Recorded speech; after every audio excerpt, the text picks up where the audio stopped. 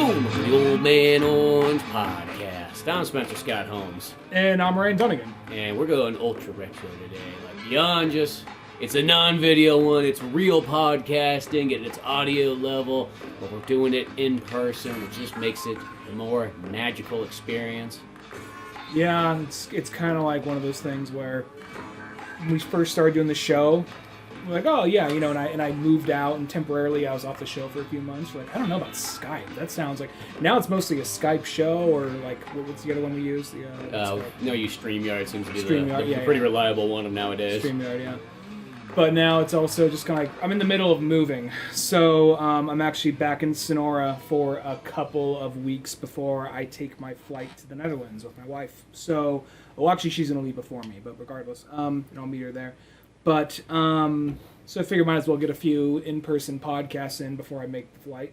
Yeah, exactly. Well, you know, no matter what, nothing beats the in-person podcast. The in-person experience, talking and hanging out. I mean, it's no different than almost anything else you can kind of do in person. Like, you play video games in person, the experience is so much better than playing it online. You know what I mean? It's like that kind of thing. Or it's like seeing a movie with somebody, you know, just being able to, not like you're going to talk necessarily during the movie, but, you know, when you get out, you get to have that, like, instantaneous, like, conversation right then and there. You know, it's not like, you know, you call somebody up later and be like, hey, did you see that movie too? Oh, you didn't? Oh, we'll talk about it another day then.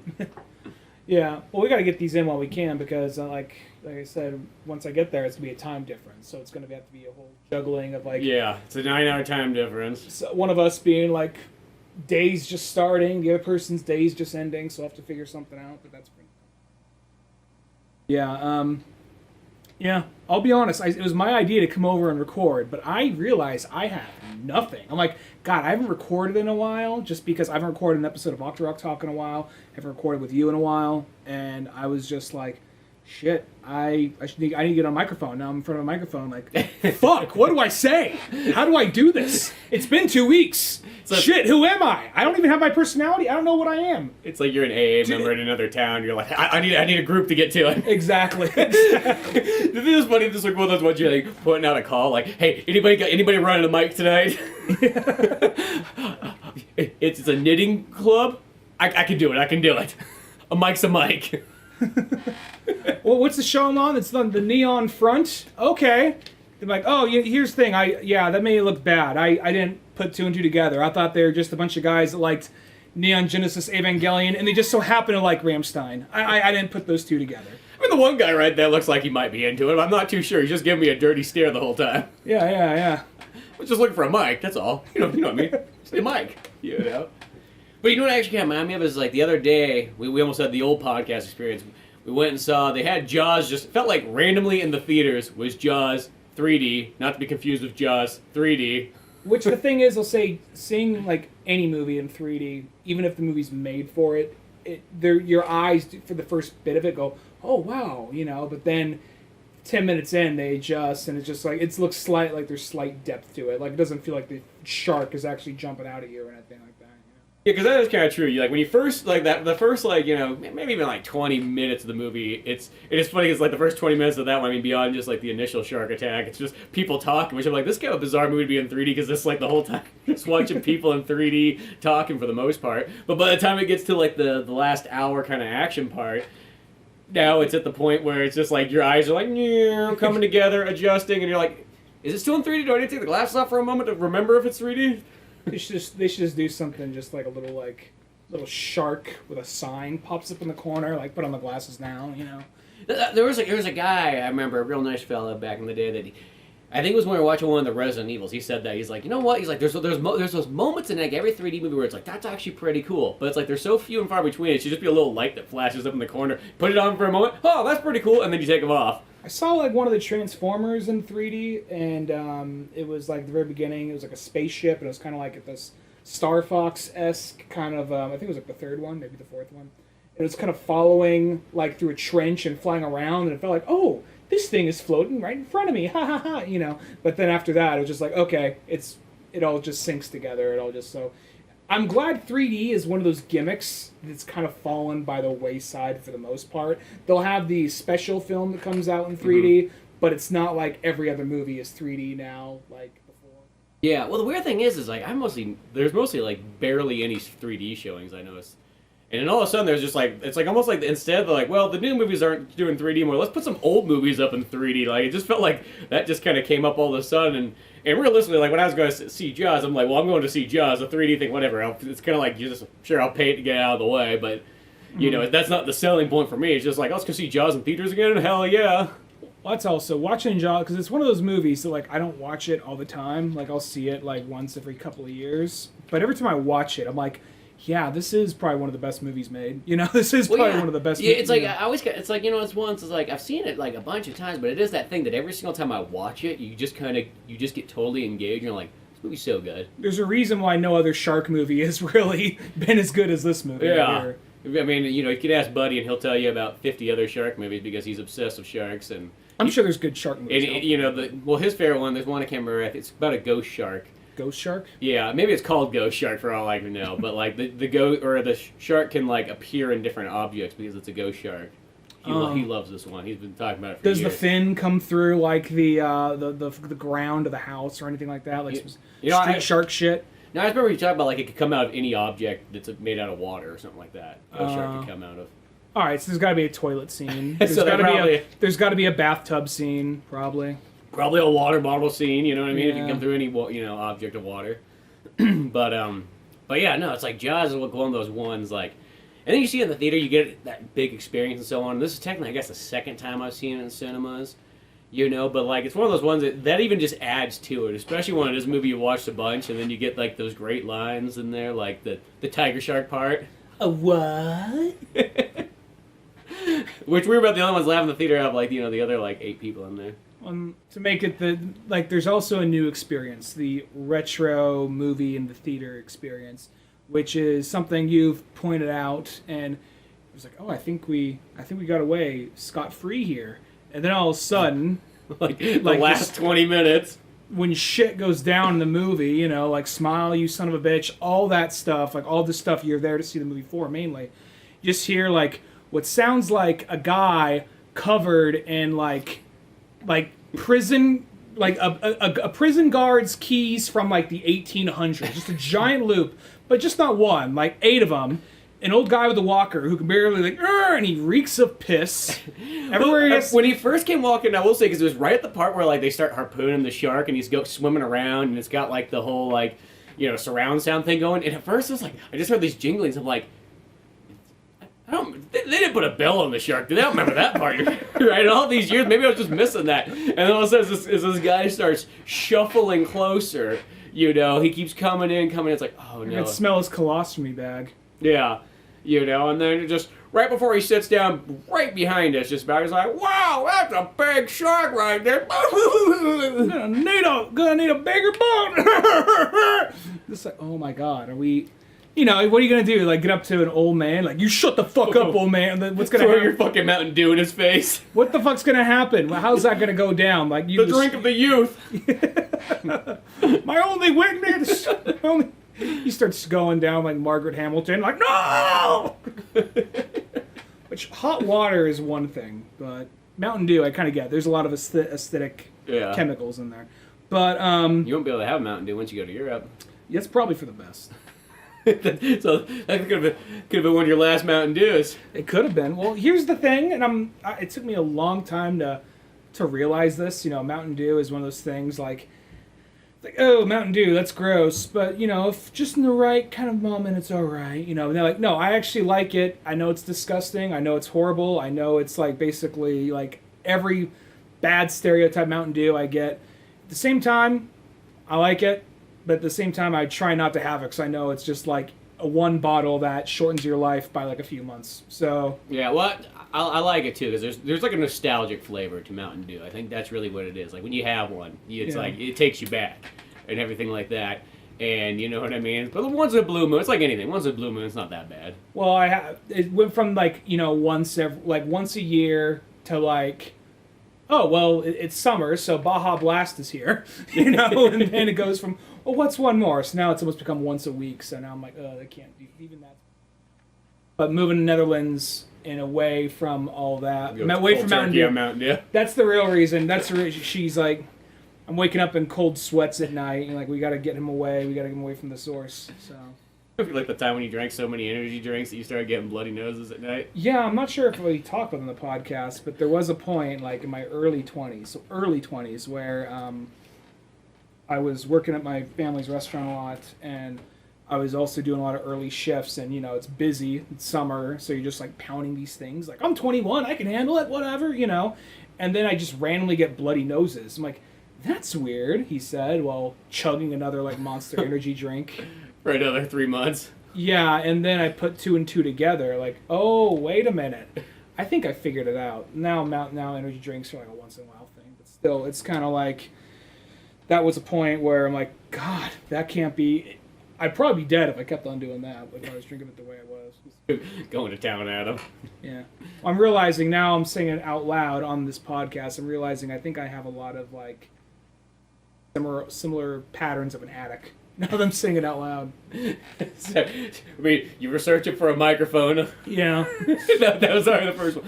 Just need a microphone. Someone's got to hear my thoughts. What are your thoughts? I have nothing to talk about today. All I've been doing is moving shit for the last few weeks, but someone needs to hear what I have to say.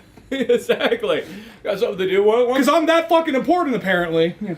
Why don't you do a vlog? No. I like to be like somebody else. I'm not a fucking weirdo. No, this solo crap. I don't have the charisma for it. We tried it on the comic book podcast. Yeah, that was one of those ones where it's like, hey, let's do a comic book, where or we'll just do singular comic book reviews of you do an episode, I do an episode. And yeah. Not bad, but just... It was an idea. Yeah, that's how I sort of felt. A time and place for all that kind of stuff. It was practice more than anything. But yeah, no, I feel bad because I'm the one that called us over to do this. Now I'm just like, oh, well, you save it now. Shit, well, I guess Clerks 3, we'll probably do an episode on Clerks 3 when yeah, that comes that's out. next week. That comes out, yeah. Which I'm hoping that one's going to be... I got a good feeling for it. Early reviews, people who are kind of like ranging from Kevin Smith fans to lukewarm Kevin Smith fans have been saying, oh no, it's pretty good. It's probably maybe not as good as Clerks 1, but better than Clerks 2. Well, that's pretty high bar then, because Clerks 2 is really good. Yeah, Clerks 2 is one of those movies it was one of my favorites when I first saw it. In hindsight, looking back, I still like that movie a lot, but I like the last act more than the rest of the movie. Yeah.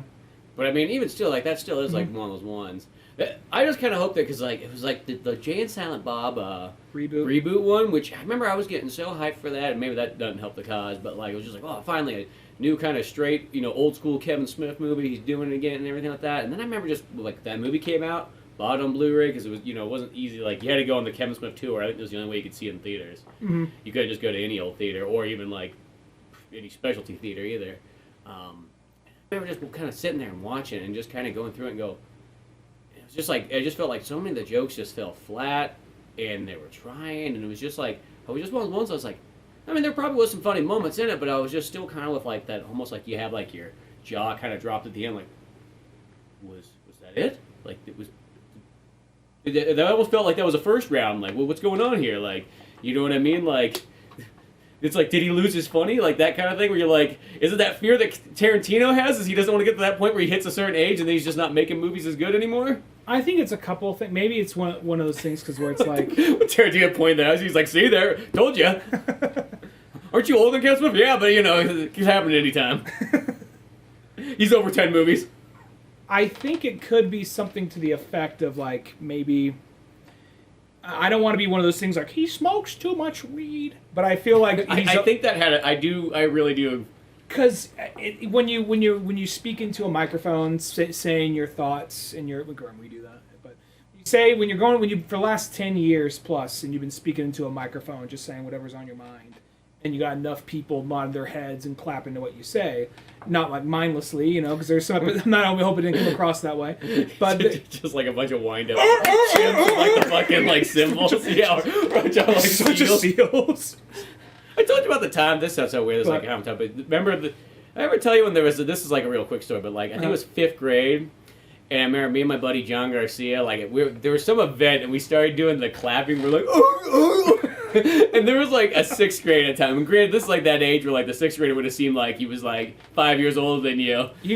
Back in the time with a 6th grader, like when you're like a 1st or 2nd grader, a 6th grader looks kind of like like a college senior in an '80s movie. I remember just the guy's like, dude, come on, guys, it's not funny. Cut that down. And then the point was just like, he spins around in his chair, grabs my buddy John Garcia, he's like, you do the fucking walrus sound one more time, the seal sound one more time, I'm gonna fucking kick your ass. I almost want to say we might have done it one more time because it's like the whole like row does it. Yeah, like what's he gonna do? But carrying on with Kevin Smith and. I think there's something about when you just do it for that long and you realize, because he's had people talk shit about his filmography on and off throughout his whole career, and then he also has like his dedicated fan basis. So, I still like Kevin Smith. I don't really keep up with him as much because my favorite show he did was Smodcast, and he does that very sparingly now. And when he does do it, it's not always Scott Mosier; it's somebody else who happened to be and he likes or whatever. So, it's kind of one of those things, I think, when you don't have as much challenge or you're not listening to as much of like the other criticism, you're probably just like, fuck it, yeah, sausage Nazis, okay. And yeah. I think that's kind of what happens, and part of me appreciates the weirdness and the wackiness of some of his newer movies. But another part of me is like, I know he can do better than this. I don't want to sound like a dick, I don't want to sound like a disappointed dad, but there's some movies, even the ones I really like, where I'm like, I feel like this part was a little cheap, and he was just like, oh, fuck it, whatever, we'll just fly along with it. You know what I mean? Mm-hmm. Like, there's the part at the end of even though I really like this movie, Tusk, there's the part when they're, like, about to bust in on the house where he's being kept, and I feel like even that part, because when they were running around with the guns, that all felt kind of like a little bit of a high school movie, sort of. Not a high school movie of a little bit big of a budget. With Johnny Depp and prosthetics, you know? Yeah. Well, and that's the thing, too, is because, like, I kind of haven't kept up as much with Kevin Smith in the years, too, because all the podcasts I really like the most, he kind of started dropping them. Like, Fat Man on Batman, like, the real version of that went away. Like, Edumacation went away. Yeah. Like, and all that stuff. And coming back to, like, the Kevin Smith and weed, I remember on one of the Edumacation episodes, Andy McElfresh had the thing where he said, like, when you smoke weed, it's, like, for about, I think he said, like, 5 to 6, maybe 7 or 8 it was, but somewhere around there, he's like, for about that many years, you will get, like, a creative boost. But then it will start dipping down. Yeah. And I remember because it's like he pointed out that research there, and I think what happened is it kind of works. So it's like Red State and all those movies, like, yeah, but then you can see where it kind of started dipping down. Because Red State's one of his best movies, I think. Yeah. And as I said, I felt like that came when it first started, and I think that's like, it's all kind of, it's like when Martin Scorsese, he does drugs at first. He's like, Martin Scorsese, I can fucking make movies for days. And then he makes like one movie where it just kind of sucks. It's like, shit. Fuck. Get those drugs out of here now. Like, I thought that was the answer to everything. What was the movie that made Scorsese say, God, I gotta lay off the coke? It was, I think it was it the New York one? No, that's a Woody Allen movie. I'm hoping it's not After Hours, because I love After Hours. No, it's not After Hours. Have you seen that one? I've never seen that one. I know of that one. I love that movie so much. But I just remember because it was in one of the books I was reading not too long ago, and it was all about 70s filmmaking or whatever, and that was like where Martin Scorsese was like, yeah, he just had this one big old flop, and just that the drugs just were not working the way it was, like, because I want to say like on Taxi Driver and all that stuff, everything was going great on those ones, and then it just kind of came crashing down. Like you have those directors like Kevin Smith or Tarantino, and some people are like, how dare you say their names together? But they have enough. Kevin Smith and Tarantino, I hate to start saying, they really go, to me, they go kind of hand in hand, because it's like Tarantino, Kevin Smith, and Robert Rodriguez all feel like they're in different genres, but they literally kind of all came from the exact same time period, similar backgrounds. They kind of both all did like the independent thing, do it yourself kind of like stuff. I mean, Tarantino did it more through like selling scripts, but well, it's also something like it feels kind of like if there is this weird like a trio. I mean, I wasn't even trying to make this comparison, but if you think about it, like Rodriguez, extreme action, Smith, extreme talking. Tarantino right between the two. Yeah, kind of in between, Or I even feel like, Kevin Smith mostly hits the comedy sector, Robert Rodriguez hits the action sector, Tarantino hits kind of like the, almost like the alternative kind of action sector. I don't know what you was going to say, because that's still in that category. But something I was going to say is like some people, like, Kevin Smith or Quentin Tarantino, they got like enough movies to say, okay, they have a long career, but also you're not like, oh, did he do that? Did he do this? You're not questioning like what movies did he make or did he not make? Where someone like Spielberg or even Scorsese, you're like, oh shit, he did Color of Money, or oh that he did Color Purple, or he did all these color movies. Or he did Last Temptations of Christ. Just these other movies that don't really pop in your head immediately as that director's signature. Yeah, exactly. Well, it's like that one too. It's like I think it's almost like weird thing. The less movies you have, I think there's more that people can kind of criticize, like, oh, well, this is the high point, this is the low point, and so on. But when you got like 50 movies or something like that, or even 30 plus movies, it's kind of like one of those ones, like, there's movies that they sort of fall away, and really just the really good ones sort of rise to the top. Because, like, you generally never hear people going like, man, what was a terrible Steven Spielberg movie? Like, that doesn't come up that often, really, I mean, unless somebody's just a hater or something like that. I want to say I've seen some listicle stuff, and someone tried to say Kingdom of the Crystal Skull was his worst movie, and, like, it's by no means one of his best, but I wouldn't call that one it's of still his fun. worst. I mean, it's like... I think people are going in there, that's like, they took it too much to heart, that, like, it wasn't the Indiana Jones 4 that they had in their mind for the last, like, 30 years. Yeah. There is that thing, though, I guess, when you're kind of... I mean, this is somebody who's been working for a while, but now he's starting to get more recognition. Like Jordan Peele, you have 3 movies and you have a distinct style, but all 3 of those movies are very different from each other. I think something about that can give you something like that can either bring you down or give you longevity. Kind of one or the other. I feel like there's sometimes, because people think, oh, he's trying to play too much into this, or he's too in love with his own style. But I think it kind of depends on the person, really, because I think sometimes that comes to its benefit. Sometimes I feel like, even though I'm a huge Kevin Smith fan, I did feel like he was playing a little too hard to his fans with Reboot. I get it. Yeah. It's the whole cast from Clerks that they run into the booth. Okay, like that kind of thing. Well, yeah, it's that, and then there's sometimes the stuff where it's like, I think at first it's kind of cool when you have like the podcast stuff like on there and reference and so on. But you got to think about like, what about the people that like they only watch Kevin Smith movies and they never listen to a podcast? It's that kind of thing that sometimes you always got to do, sort of kind of question. But it just felt like almost like that thing where like, I don't know, and I guess just like the low budget feel of it compared to like Jay and Silent Bob Strike Back, because Jay and Silent Bob Strike Back, that one's got a real huge feel to it. Like, it's got like there's money in there, there's all kinds of actors and cameos, and they go all over the place, and they're literally on an adventure, and it makes it feel kind of very grand scale, like a good old fashioned buddy travel movie. And then it's kind of like in this other one, it's just like it almost just had that like, in a sense. I mean, it's probably what it is. Kevin Smith just kind of pays for the whole movie himself. And there's that, and plus I feel like Jay and Silent Bob Strike Back, that was also at that period where it was really popular. Have like a raunchy sex stoner comedy, and something like Road Trip or American Pie, even though I know those are more not stoner comedies, but they're out there. It wasn't the same kind of, like, that same demographic, though. Even though this movie's PG-13, like Dude, Where's My Car, or something like that. So I think now you're trying to come back to that, and at the same time try and fit, like, don't take this as me being like, he's trying to be too woke. No, don't take that as all. But trying to come back and do that kind of comedy, but then still try and fit today's norms, what you can and can't. I think that also kind of enabled the movie. Because there's jokes in Jay and Silent Bob Strike Back you couldn't get away with now. No, well, that's always the thing is, like, it feels like every single year sometimes it can get kind of tougher to, like, raunchy comedy and so on like that. It's like, like, I almost sometimes feel that South Park's one of the last few that really could get away of saying so many things that, like, will never be able to be said again until some doomsday happens and we restart. I feel like, I think it's all coming in waves, because I think that, people talk about, like, I don't think all the PC culture shit is as, like, rampant as people always make it out to be. At the same time, I think it was like this period where people don't want to touch this, don't want to touch that.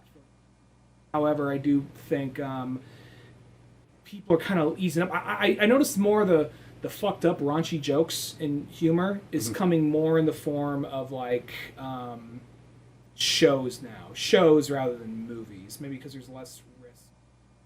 I don't know. But I've just been seeing that more recently. And like, what was the example I was going to make? There's something... maybe it'll come back to me, but yeah. Well, it's kind of weird because really, actually, when you think about comedy, movies aren't very common anymore in a weird way. I remember what I was going to say. this is still like comedy, but not first and foremost comedy. And I think sometimes if you present it as something more artsy and more like less mainstream, maybe you can get away with more fucked up jokes.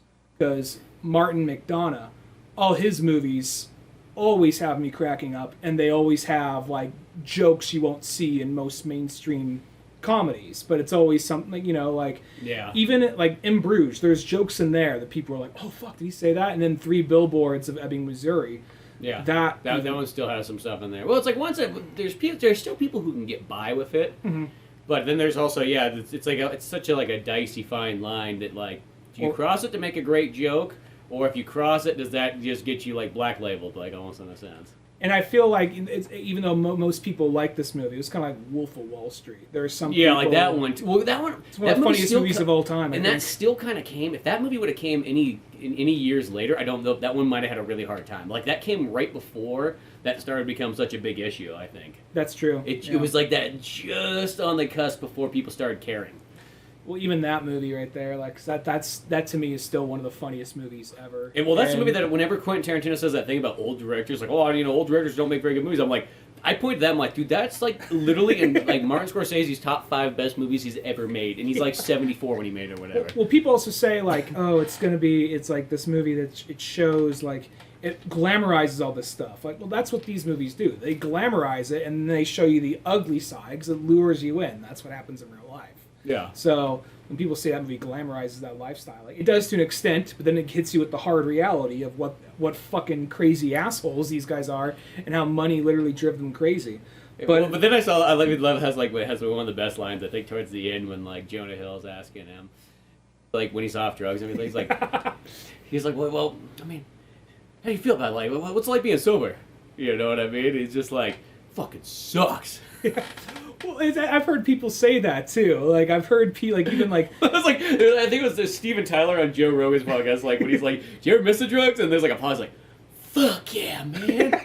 Every fucking day. He's got this whole whimsical, like, I'm like a gypsy, man. And, like I bring this rock with me and I put it with me when I'm going to be talking for a while. Is there some kind of mystical experience to it? No, I just like the way the rock looks. So I like to carry it with me, man.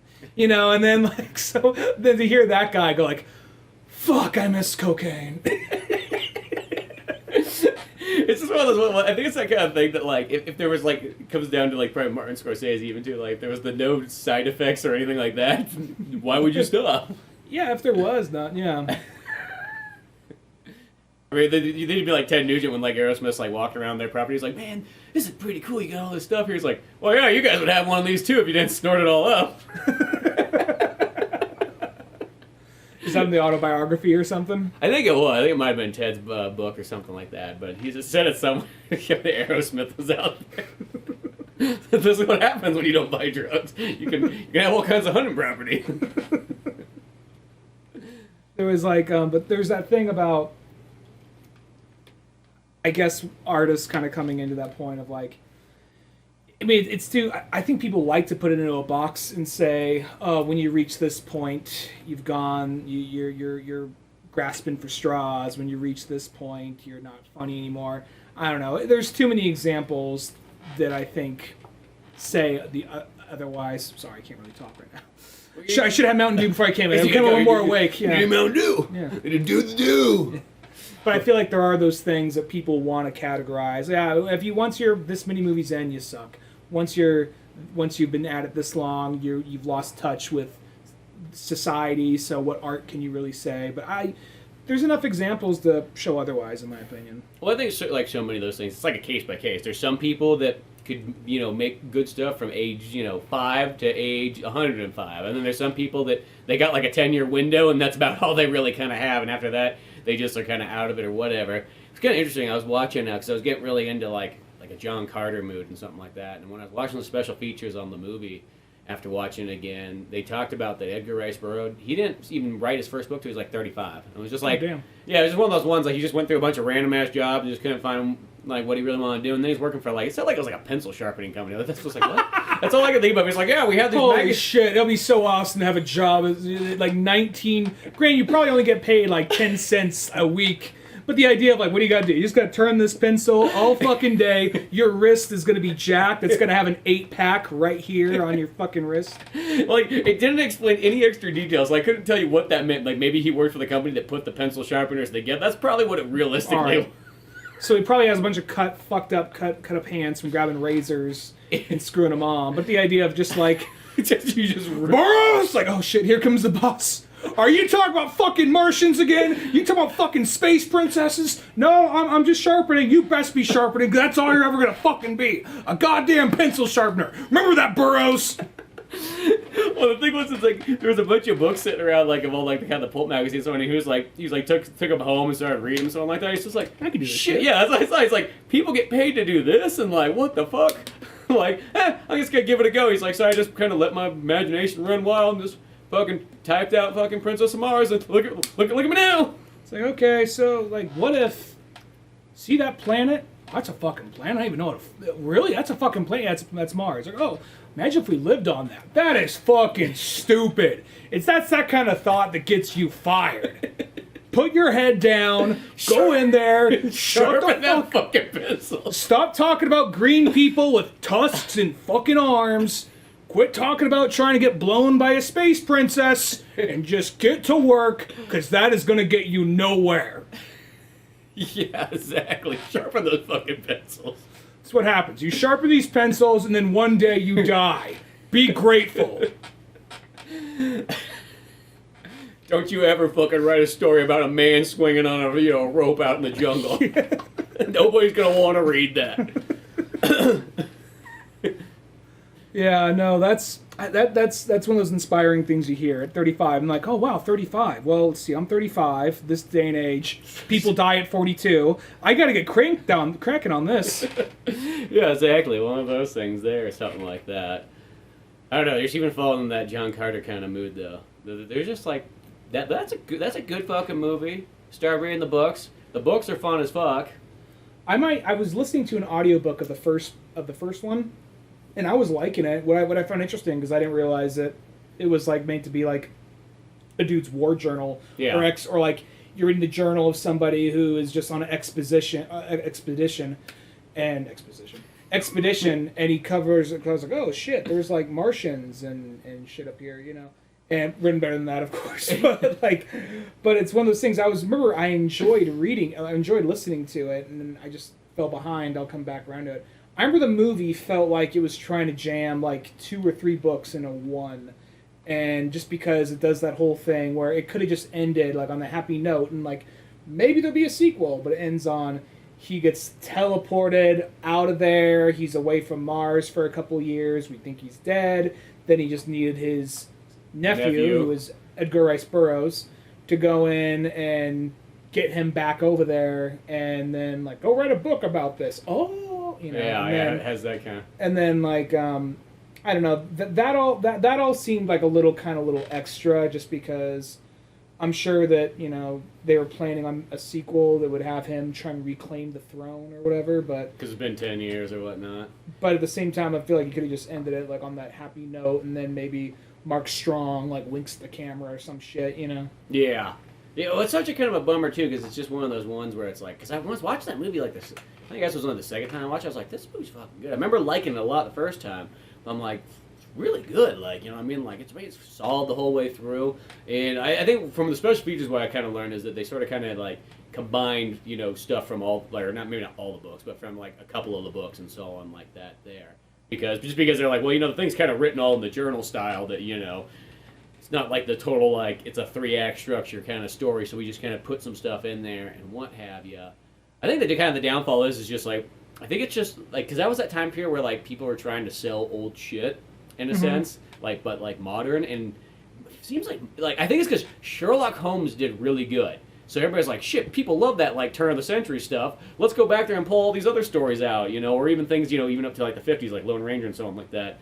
And I felt like just so much of that stuff just sadly couldn't...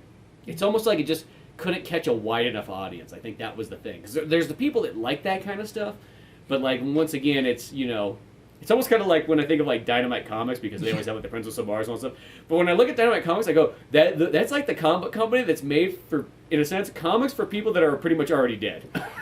You know what I'm not saying that like you don't like, but like all the stuff they have in there is generally all like that turn of the century, late 1800s, early 1900s kind of characters and so on. They got some other stuff too, of course, and I love all the stuff that they have. But you know, you think about it's all like stuff like what is it? It's like Conan, and it's like like Sherlock Holmes, and it's Princess of Mars, and it's like all Lone Ranger and Green Hornet and all these things. It's all that retro stuff, which I think can survive. The thing I think is going to have trouble getting by is it's like whenever, I mean, I know we talked about this before, but anytime it's a superhero show or series and it's not, first off, not based on any existing comic, and if that comic is not by Marvel or DC, I think really the only way you can do like superhero stuff is have it be Marvel or DC, or have it be like a statement or critique, like Watchmen or Kick-Ass or The Boys. Yeah.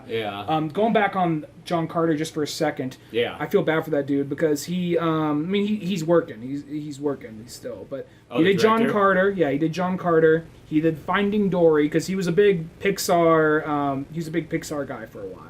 And he did a couple Well, that makes more sense, because at the very end of the movie, it has like a thing that has like a special, like, Steve Jobs, I guess, died right at that time. It has like why is Steve Jobs named in this movie? I'm like, oh, well, if he's really into Pixar, that makes more sense now. Yeah, so he was involved in a couple of Pixar movies here.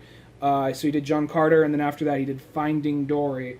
And then after that, everything is like television. I'm not saying television sucks, but it feels like he got degraded, or they got like a, Yeah, downgrade. So, I mean, he's some big shows, like Stranger Things or Better Call Saul. But at the same time, you think, like, dude, you did a couple of Pixar movies. You should do whatever the fuck you want, but, Well, they let him do whatever he want once. Yeah, what it got us? Yeah. It's just kind of a bummer, because it's like that movie, like, sometimes I think, like, also the title was kind of wrong. And I know why they went that title, because at that time period, there was a lot of those movies that just had, like, the guy's name, like Alex Ross. Or like, with Jack Reacher. Like, I felt like that was kind of the... So maybe they're like, John... But I'm like, dude, sounds like it could be about an accountant.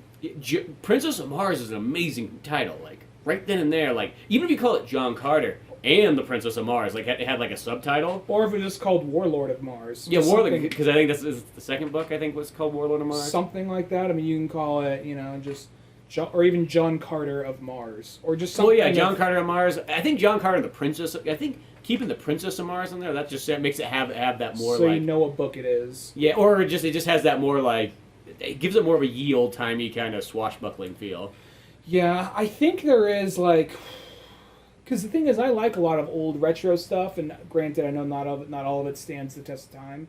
That said, though, I mean... And I don't want to be like, kids today... I mean, some kids could enjoy it and look back on it, some don't. But at the exact same time, I don't think a lot of people from our generation...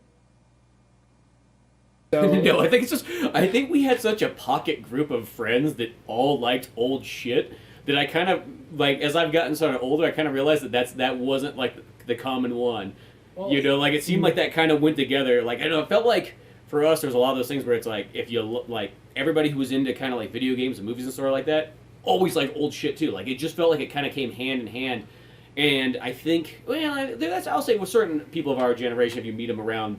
the world, they're kind of like that too. But I noticed that I think this is what happened is the reason, like, why I think a lot of times we liked older stuff is, one, not only just because, like, your parents were showing it to you and so on like that, is that you just didn't have as much choices. And I think that made you go there, where nowadays, you turn on Netflix, why would you ever watch something past 2018? Like, you have 400 things to watch from now.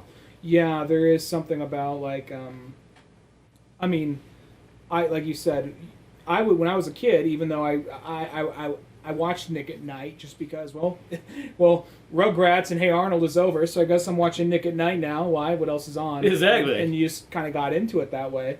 And then, I said this before on the show, like, years ago, but there was a point where, when you're younger, before streaming and all that, it just sounded like younger people, like, before streaming, before your generation was so lucky. No. I watched, what was it? It was, the show called Boston Public, which was about a high school in Boston and all the shit and drama teachers got to go through to be, as teachers in a public school in Boston. And at the same time, it was one of those shows, they advertised it as a comedy, but it was more of just a TV drama. And as a like 13, 14-year-old kid, I watched it just because it was on. Yeah. And I got invested in this show, like, oh no, the principal just broke up with the new substitute teacher or whatever, you know. And then sure enough, though, there'd be that thing, like, I probably wouldn't waste my time with a show like that now. Yeah. But at the time, though, it was just like, okay, well, you know, they had like 2 school shooting episodes. They had, after a while, like, you run out of things that just can go wrong in the school. What happened in the newspaper, yeah. Yeah, exactly. So, and then at some point, I think the episodes where there was the shooting, no one ever got shot, but a kid brought a gun to school, was planning some shit. But then it was one of those things where, yeah, I have no desire to go back and watch that show. I don't dislike that show, but I have no desire to really go back and watch it. And I think a lot of people, where I was going somewhere with this, I think that was just, you just watched what you had, and now you have and like nearly anything at your fingertips. Why would you go back and watch it? I think that's the thing. You're not sort of, you know, for some people, like, they're just gonna be like, well, why would I watch something old? There's so much new stuff there. And like, I watched more like adult. I watched more live action adult dramas as a child than I did as a 35-year-old man. Oh yeah, because I don't watch any of them as an adult. But like, when I was a kid, you just sat down and you let the TV dictate how your education was gonna go. Sometimes one of those ones, like, there's no way that you could ever rekindle that magic of, like, TV in, like, the 90s, you know? But, because, you know, it's like, that's the thing, it's like, nowadays, it's like, if I see a commercial up here, it's like, oh, a commercial, heathens! Like, what are you doing, like, watching this? Just dry heaving and vomiting right there. Like, here, son, here's $10, get any streaming service you want, just by all means, get it without commercials, Jesus! You know, it's like, I feel like that when I see commercials nowadays, but there is something about, like, I almost feel like I picture, like, turn on the TV, you're going to put on some WCW, and you're going to watch it for 3 hours, and of course, like, probably an hour that's going to be commercials, and you know what I mean? You kind of, like, all that kind of stuff, you think about, like, the timing of it and everything like that, like, there is a nostalgic kind of feel of, like, oh, you had to kind of catch it at 7 and all that kind of stuff. You never technically do it now, because it's, like, once, like, the cat's out of the bag, it's, like, you can't really go back, but you can still have, I feel like, the nostalgic, like, ideas of it. I find myself in that situation, sometimes, like, I'll be staying at a hotel. Yeah, that's like one of the few times where you are just kind of watching. Put it on and just it's never really like, oh, we got like a fun day planned. It's always something kind of like more like, oh, I got to be here because someone's in the hospital, so I got to go to this hotel. But like, and it's for some reason what's always on, and I don't know why it brings me comfort, but for some reason it's always on. Fucking Friends. If I turn on a TV in like a hotel or motel, Friends is there. It's like on almost every channel, it feels like. And it's one of those shows, like, I don't have any desire to put the show on and watch it. But there is that, like, because I didn't watch it when it was on, really, but then it was just, like, it brings back that 90s nostalgia. Yeah. I'm like, I feel safe. No, it totally is like that, too. That's how I feel. It's like, I've never, for one of those shows, I never ever really watched it, but if I've ever seen an episode, I never thought it was not funny. It just didn't jump out at me. But it does, it's weird how those things like that can, like, take you back, though. Like, almost things you didn't like when you were a kid, but then you see it retrospectively, and you're like, oh, but it gives me the warm, fuzzy feeling of, like, the olden days of, Give me that dopamine. It's like, it's kind of like going back to John Carter. I feel like the thing is there's not enough people that could go like, oh, the warm, fuzzy feelings of, you know, the first time cracking open Princess of Mars in 1915. What'd you say? Oh, you're dead? Okay. You know, and it's so many things like that. And as I said, I think it was like, because you remember, it's like, well, even like, because, you know, they were doing like 50s and 60s shows too, but I felt like all those movies too sort of kind of came and went. Like, there was Man from U.N.C.L.E., there was Dark Shadows, there was, you know, all that kind of stuff. And I think the companies kind of got to that point where, like, you know what, that old shit doesn't really work.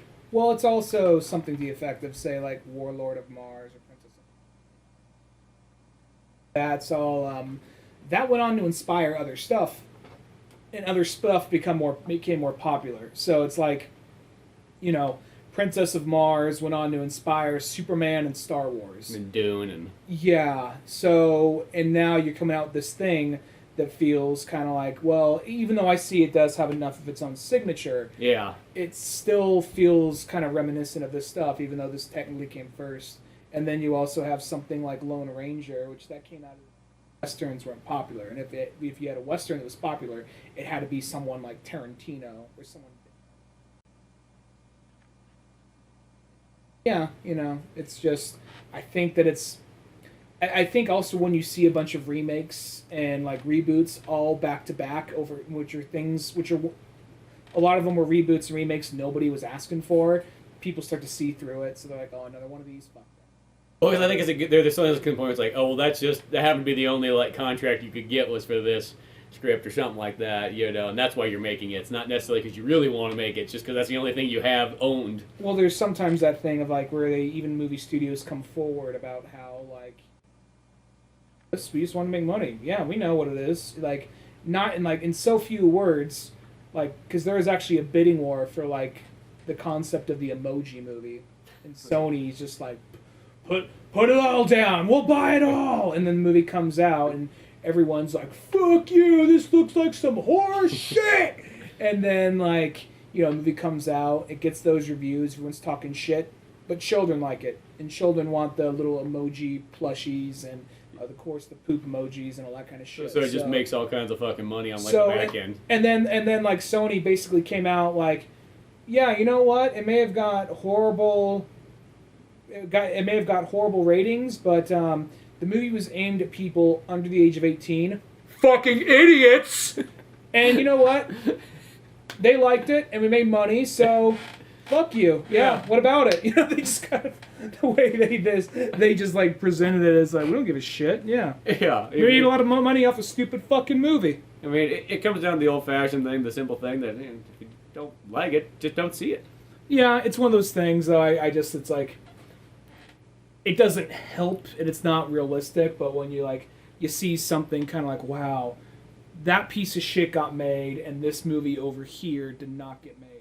And I know it's easy to kind of like, get angry about that, but at the end of the day, they're not always connected. I mean, there is some part of me that goes like, okay, you made how many Blood Rain movies? I mean, I know it's not all the same studio, but like, this many Blood Rain movies got made, 2 Hitman movie got made, but you guys were like, I don't know about Halo.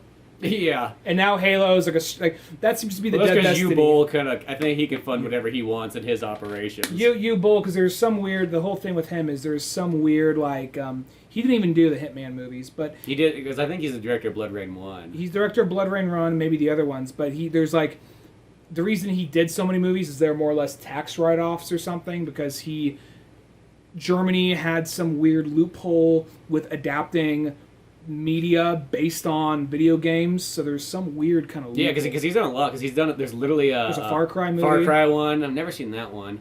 So weird. A lot of times, like some of the U-Bowl movies, he has some decent movies that people always kind of want to give that guy kind of crap. But it's like, I don't know, like, because a lot of his movies suck, and he shows no remorse or doesn't care about what he's making, and he gets angry when people talk shit back to him. So it's kind of like, go fuck yourself, dude. He's just like, he got all mad, like, when, like, I mean, it was probably all for, like, social media stuff. He's like, people don't want to see, like, he was mad about whatever fucking piece of shit movie he threw out. But he's just like, people are mad about this movie, but they'll go see Avengers Age of Shit Dirt, and, like, all right, well.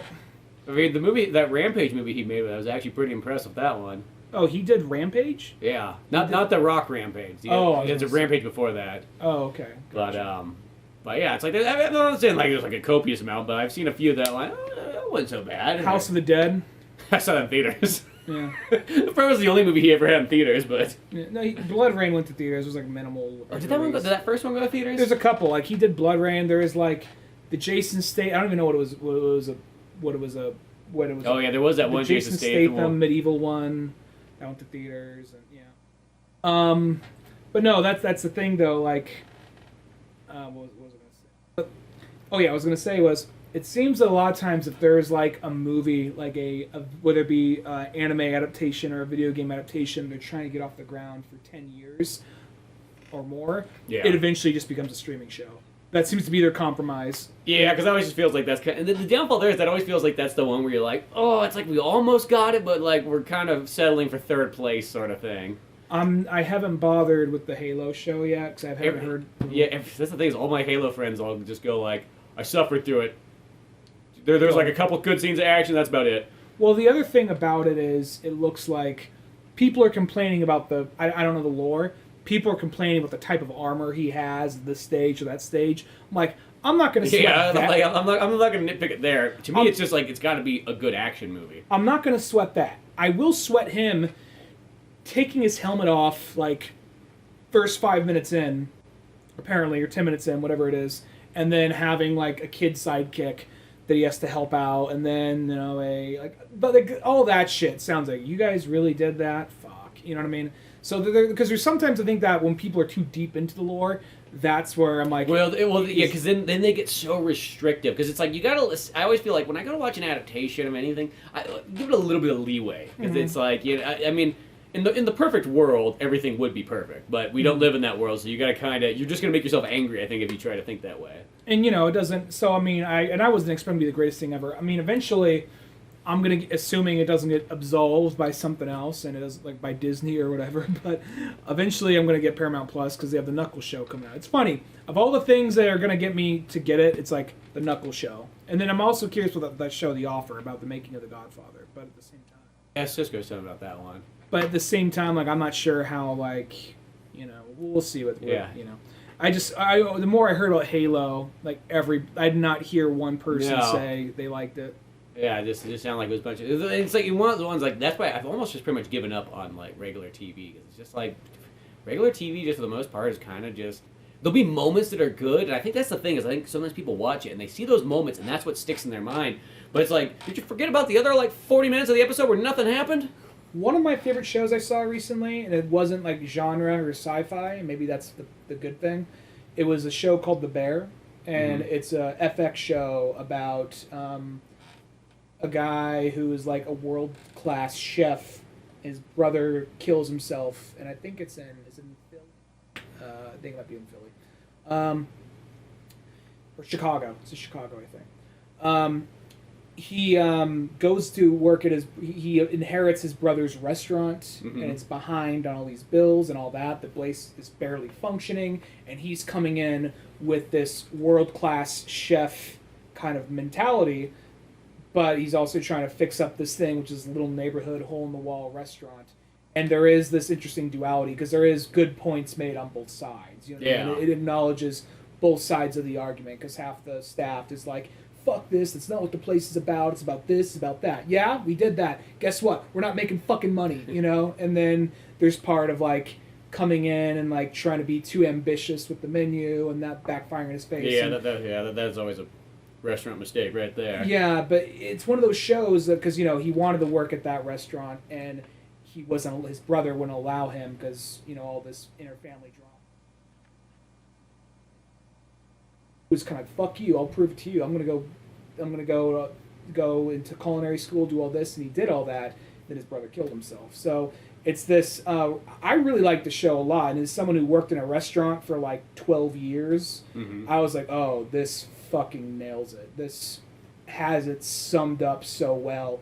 And it was also, I think it was like a 30-minute show, or 20 or 30-minute show, so it wasn't like... Oh, so that's the nice, because that's like one of my other biggest problems I have, because shows now, because there's no like cap on any time you have, like, they're all running for like an hour and 10 minutes. I'm like, dude, that's not a TV show anymore.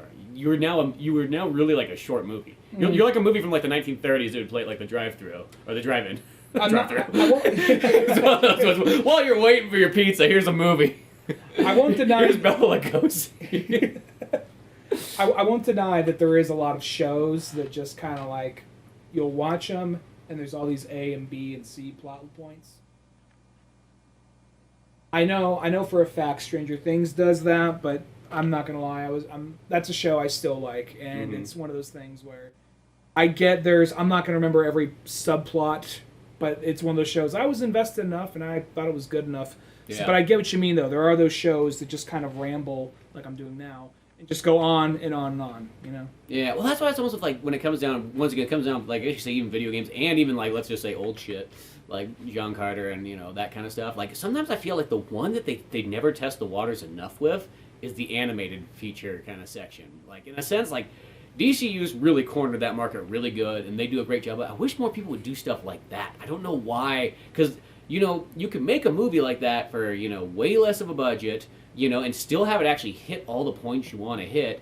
Since you got a little bit more of a niche audience that you're shooting for, you can actually have it more targeted, so you don't have to make it nearly as broad.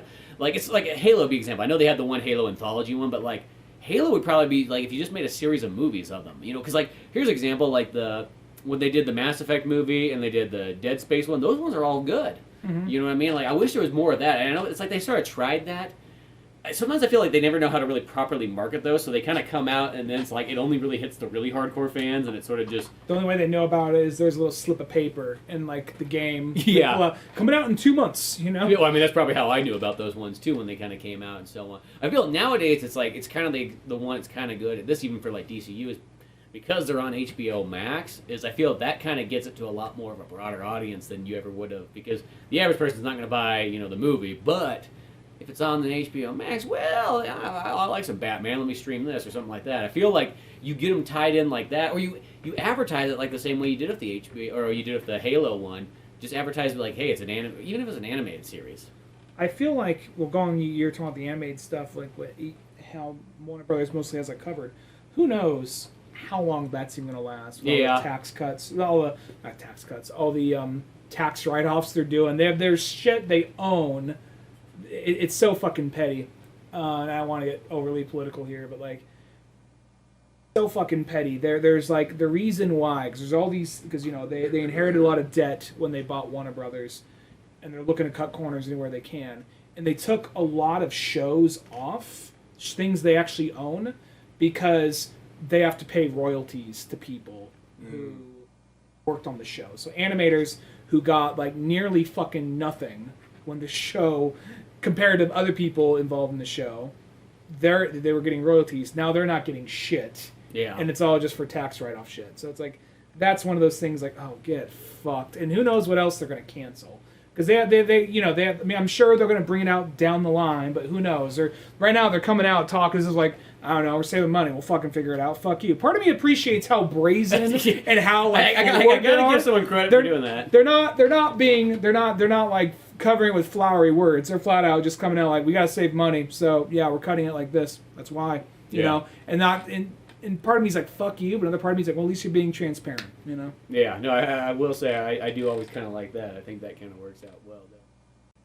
But yeah, it's like, I don't know, it's just, and I know that probably most people could kind of say, like, yeah, we tried the animated thing, man, just the market for it. Like, because I always feel that's sort of how people look at animation. Animation's just like, it's a weird toss-up market. It's either, you can only put it into, you know, an animated theater or an animated movie in theaters if it's a kid's movie. And for the most part, the other ones, where do you put them? But I feel like streaming, that's one of the few times where it's like, that actually kind of works well. You're not doing straight to DVD where you have to like rely on the hardcore fan. This attitude towards animation, about it being a kid's thing and how can we really make money at it, does it deserve respect? I'm literally at this point, if that's how you feel, you need a baseball bat in the side of the fucking head if you have a job at a fucking media company. Because that's kind of like, have you not looked around?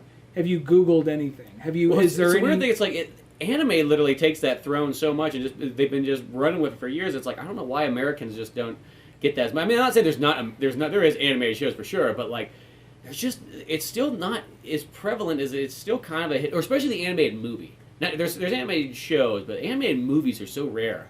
Well, it's also one of those things of like, okay, all right, let's just take, because people are like, it's only high art if it's Pixar or whatever, but like, even let's just take that shit off the table. Okay.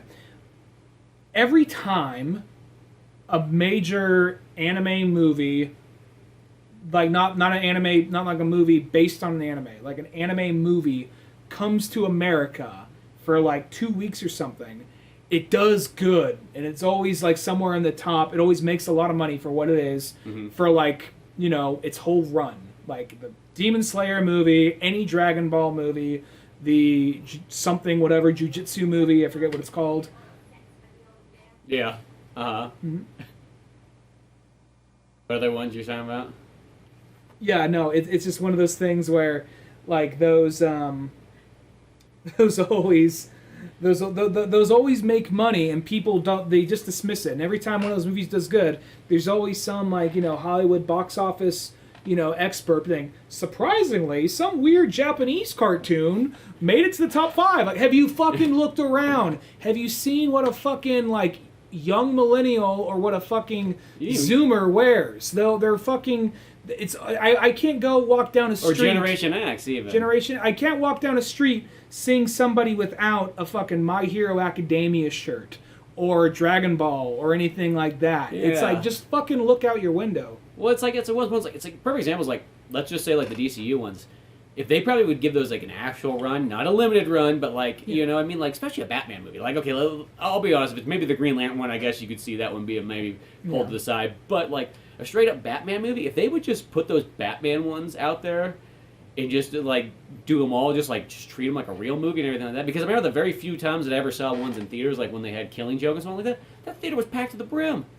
And there's always like, what didn't like Into the Spider-Verse? Didn't that movie do really good? Yeah, like that's because that's one of the rare examples of like an actual like PG-13 animated movie coming to theaters and so on like that. That one's PG, but it feels PG. Oh, is it? Okay, well then I thought it was PG-13. But it feels PG-13. Yeah. Even if it was PG-13, I don't think that would affect its budget or its how much it reels in. But I guess even by that standard, that they probably still filter that into like the kiddie section in a weird way. Like I'm talking about like when you just have, you know, in a sense, anime movies that aren't targeted towards like a child audience, I guess. Not saying a kid couldn't watch it, but at least it's targeted a little bit higher up. But I feel like there's also at least something to the effect of you probably would have a better chance with like a PG-13 or R-rated animated Batman movie in theaters than you would with like a random like here's my vision and it happens to be a PG-13 anime because it's Batman. People. Well, yeah. Well, and that's I'm still thinking the things that are already IPs, like you know what I mean. Like it's like the Halo one, like it's just a Halo straight up animated movie, you know.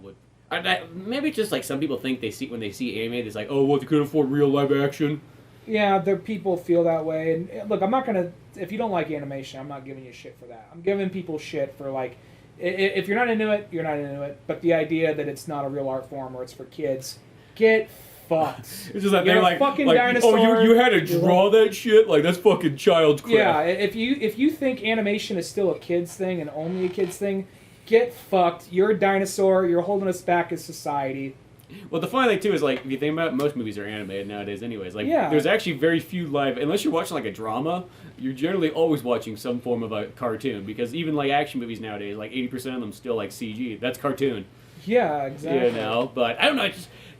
Just I wish there was just a way to kind of get these other types of stories out there. It's kind of like the other one I always thought too is like Judge Dredd. I thought would have done really well with being an animated one. Hey, if you can't do the live action ones, no one will back that. There's obviously not enough English people out there in the world anymore. Like it's one of those ones like in animated movies. I always thought like, dude, if you did them like the Warner Brothers animation style, you know what I mean? Like I feel like Judge Dredd would fit perfect into that. I think.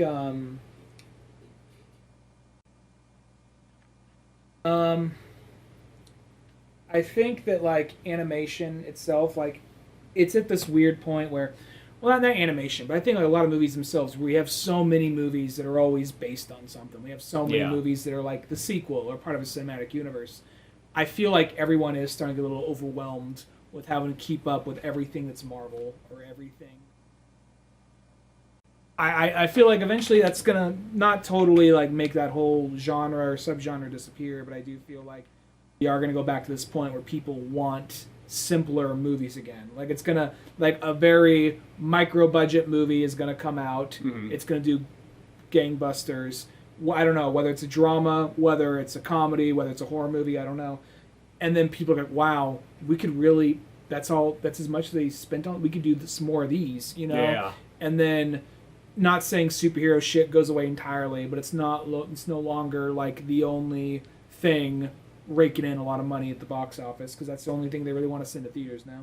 Yeah, well, I mean, they're still just like they always say like that. I think that's always a weird statement to say when it's like, "Oh, superheroes are like the only thing that goes to theaters anymore." I'm like, they're not. Let's be honest. There's only like 5 superhero movies that come out like in a year, give or take. You know what I mean? And the rest of the year, it's all a bunch of other movies. Yeah, no, I know what you mean, but they're also one of those things. Those are the movies they always look at to like anytime like a sci-fi or superhero movie doesn't do X or Y. They're like, oh, this was a fucking failure. And you see a lot of these movies that you probably would have seen in theaters 10 or 15 years ago go more straight to streaming or become like have like this kind of like streaming miniseries kind of vibe to them. Like I feel like there are those things that I know that they're not all superhero in genre, but I feel like it's going to be at this point where they kind of they kind of go back to like just reeling in all the spectacle. Don't get me wrong, I love the spectacle, but I also like just regular, bare bones, basic movies too. Well, like a good storytelling. Yeah. I'm not saying that's like putting downfall on that, but like something like where you have just movie where it's just like it doesn't have to always be like about the spectacle. It's just like, oh, it's just got a really solid story. One of my favorite shows this year was a show about people in a kitchen who fucking bitch and complain to each other the whole time. I'm like, I fucking relate to this, and you don't even have to work in a kitchen to get where it's coming from or see it, you know? You know, it's just one of those things like that. Or it's like, for me, a lot of times, like, something that I kind of feel like I wish I would see more of is adventure. Adventure's kind of a lost genre, like, you know what I mean? Like, too many times I feel like we get to a movie and it's like, you're there, boom, boom, get to the end, okay, we're there. But, like, the old adventure and the, you know, like, let's go on a journey, like, that's almost kind of a lost genre. It's been a lost genre for a long time, let's be honest. Like, there hasn't been a whole lot of adventure even in the last 30 years. You know, once in a blue moon you do still have them. I'm not saying they don't exist, but... Or it's like a parody or satire. I mean, even though it's apparently, I didn't see it, apparently it's a good movie, but there's that Lost City movie. Oh, that's a good movie. Or, like, there's even, like, I know that there's more adventure movies than this, but then there is, like, this is more of a war movie, you know, it's part drama for, like, it wasn't because it starts off, like, it's going to be a good old time, but as it goes on, it gets more darker and more fucked up. The Five Bloods by Spike Lee. Did you see that one? No, I didn't see that the one. Vietnam one? Yeah, I did want to see that one. And... Where a couple of old veterans go back to Nam to find some gold they stashed, and they're going to come back to it. So it starts off as this fun adventure, and they're all, you know, there's a couple that are, you know, they all have like on. It gets more fucked up and more violent, and shit goes more awry. See, because that movie right there, that sounds like 100% a movie for me, because that's the kind I like. Is I like movies that start off like as a fun adventure, and then like it slowly progresses into darkness. It's kind of like literally Apocalypse Now. Well, I mean, I'm not saying that starts off like a fun adventure, but it sort of does. I mean, not for Michael Sheen, but yeah, there's surfing, and you know, everybody's having a good old time, and you're going on the riverboat and everything like that. I mean, Michael Sheen wakes up the doors and is naked and punches a mirror. And they looks out the window. Second. They have to shove him in the shower, you know, the studio audience laugh track, you know. But, like, it's kind of like, what was it? It was, Apocalypse Now. Or actually, it is kind of like sort of they make references to a lot of non-movies, but it's also, I mean, it's very wears it on sleeve. It's kind of a remake, to an extent, of The Treasure of Sierra Madre. Oh, really? I mean, among other things, it's very much like a throwback to that. Oh, that's kind of cool, yeah. You like as you watch it, like, oh, this guy's Humphrey Bogart. Oh, this guy. Delroy Lindo is in the movie, and he fucking, I don't know if he was nominated, but he should have been nominated for his role in that. Yeah, no, I'll definitely check that one out because that sounds really cool. But then there's like, what was the other one? Like, I saw Nope the other day, and that movie was. I know we're just talking about like that movie has spectacle, but it still felt kind of like a filmmaker's movie, and I feel like there's kind of also at that point with film where. Mm-hmm. You get those movies that just feel like, oh, another one of these genres, or they're making some kind of statement on film. Yeah. And that's definitely what other than things in society, definitely using your knowledge of film against you, or speaking on tropes or things to that effect. Yeah. I remember I didn't see that one because I remember something else came out that like same week or something like that. I want to say the Brad Pitt movie did. Bullet Train? Something like that. It was like one of those ones that's like, oh, we're seeing Bullet Train and everything like that. It's like, Nope looked interesting, but I remember the trailer wasn't really, like, selling it for me. I was just like, eh. I think it's that weird thing. It's like, I like Get Out a lot, then I really didn't like the second one. When you explained it, it felt like it seemed better, but I just remember seeing it in theaters. I'm like, this is lame, you know, and everything like that. And so, like, I felt like it knocked me off the train of, like, caring to see about his movies anymore. You know? I can tell you this one, there's stuff in it that I didn't pick up on right away. And I had to actually watch a I mean, I watched it and enjoyed it. But then I had to watch, like, a video essay. I'm like, oh, that makes so much more sense now. But then there's also other things about this movie where if I had to be 100% honest with myself, Get Out is a better movie. Yeah. It is a better movie, dude. I can't find any problems with Get Out. Yeah, no, it's a pretty solid film. But Nope, even though I know it's probably not as good of a movie, it really feels kind of like I like it more. I just like the setting more. I like the concept more. I like the whole, like, it's one of those things where you're presented something and you know something weird is going on, and then when the twist is presented, it doesn't totally flip the movie on its head, but it just makes the stakes a little higher. Yeah. Like, oh, this is so much more fucked up than I initially thought. Like, because it throws you clues of things early on, and then and then once you realize what it really is, like, oh, this is way more fucked up, but at the same time, it's not like it rewrites the purpose of the movie. The end goal is still the end goal. Yeah. And I just found it's almost kind of like, to bring it back around without spoiling too much, it's kind of like, the best way I can think of describe it is Close Encounters meets Jaws. Well, okay. That's the best way I can think to describe this movie. Even that slow burn kind of aspect of Jaws and Close Encounters. Yeah, where it's working its way up and everything like that. Yeah. It was one of those ones. I'll have to check that one out. As I said, like, yeah, when I saw the trailer, it was just like, kind of was like, yeah. It's slow burn, but it's worth it in my opinion. It was a really fun movie, I thought. And yeah, I mean, it wasn't the scariest movie, but I don't think I thought his scariest movie was probably Us, but that was probably also his weakest movie too. Yeah, I don't know. Yeah, Us was just that was kind of a bizarre movie. I liked it. I liked it. I mean, it was on my favorite list of that year, but at the same time, that was actually the first of his movies I saw. So then going and watching Get Out and then this one. So yeah, but that might even kind of affect you, because I think it was when it's like you saw Get Out, you expected like it's going to be just as good, not better, right? Get Out probably, if I saw it the year it came out, that probably would have made my list that year. Would have made somewhere in the top. Yeah, but yeah, still, just I wish sometimes some of those older stuff, because all the older stuff has the good adventure aspects in it, but like. It's like one of those ones that they're going to become sort of more lost relics, everything that's, 100 years and back.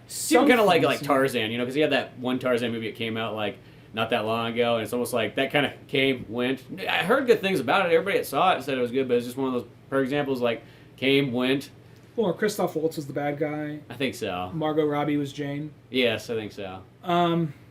I don't know what it is. There's some things that just have trouble coming back. Old shit just can't come back as much. It's like, I think it's because it's like one of those ones where someone be like, well, Batman's just about as old as all that stuff. I'm like, yeah, but Batman's I think he's been consistent. He's been consistent. I think that's sort of the thing, is like Tarzan was really consistent until about the 60s, and then I think because Batman's consistent and you have over 80 years of comic lore to pull from. Yeah. Where Tarzan and Lone Ranger and Green Hornet, I'm sure it's all... They all have sort of a stop date. They have a stop date, and I'm sure if you look long enough, you could probably, if you really want to do your research, you could probably find enough to make a long-lasting franchise. At the same time, I feel like it's, you got to do... I'm at that point with Batman of like, I'm wrong, I'll see any Batman movie that goes to theaters just about. That said, I probably didn't see that. I would have saw that. I totally spaced out when it came out, and then it was like 1 week too late. The more I heard about it, the more it sounded just kind of like pandering, and putting like a super DC coat of paint on like some aspects of it, but it's still mostly being a Pets, Secret Lights of Pets style movie. Oh yeah, I got to see that. It just sounds kind of terrible. Because even like Ace the Bat Hound, like it doesn't. Like I don't mind these voiced by Kevin Hart, but it's more like that looks nothing like Ace. And Ace has powers. Isn't Batman's whole thing? He doesn't have powers, so why does his dog have powers? Yeah. So yeah, that actually sounds kind of terrible. Now. And there's like other creatures. There's like there's other characters in it that have powers, but none of them are characters from the comics, as far as I know. Like. You don't have the kangaroo, you don't have the parrot, you don't have all these other characters. They just made up characters for the movie. Oh, it's one of those ones. So it's like, why am I... Okay. Yeah, it just sounds like there's a lot of things going against it. And if you don't have The Rock to keep Kevin Hart in line, sometimes his movies can't pan out that well. Yeah. He needs The Rock. But I do think there is this thing about, like, at some point it just becomes, like... People don't want to trek that far back, and I think that people are a little bit more cued into... This is a remake or a reboot, and now that has kind of... Okay, that's why Dynamite Comics, it's still there. If you appreciate the golden age of life, who wants to read Comics. The Man with No Name?